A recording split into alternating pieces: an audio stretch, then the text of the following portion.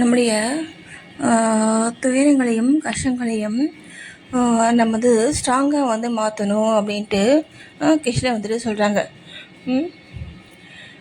ஸ்ட்ராங்காக நம்ம வந்து மாற்றணும், எதை நம்முடைய கஷ்டங்களை நம்ம வந்துட்டு ஸ்ட்ராங்காக மாற்றணும் அப்படின்ட்டு சொல்கிறாங்க.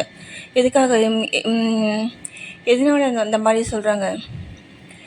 அப்போ தான் நமக்கு பார்த்திங்கன்னா அந்த கஷ்டங்களை தாங்கக்கூடிய மன வல்லமை நமக்கு கிடைக்கும். அந்த கஷ்டங்களை தாங்கக்கூடிய மன வல்லமை நம்மகிட்ட வந்துட்டு இருக்குன்னா நம்ம அதை எதிர்த்து போராடி நம்ம வாழ்க்கையில் நம்ம வந்து ஜெயிக்க முடியும். புரியுதுங்களா சொல்கிறது? அதனால அவங்க வந்துட்டு என்ன சொல்கிறாங்கன்னா, உங்களுடைய கஷ்டங்களை வந்துட்டு வலிமை உள்ளதாக மாற்ற சொல்கிறாங்க. அந்த மாதிரி மாற்றும் பொழுது நமக்கு அந்த மன வலிமை நமக்கு கிடைக்கும். மன வலிமை நமக்கு கிடைச்சி நமக்கு வந்து மனம் வந்து பலம் அடையும்.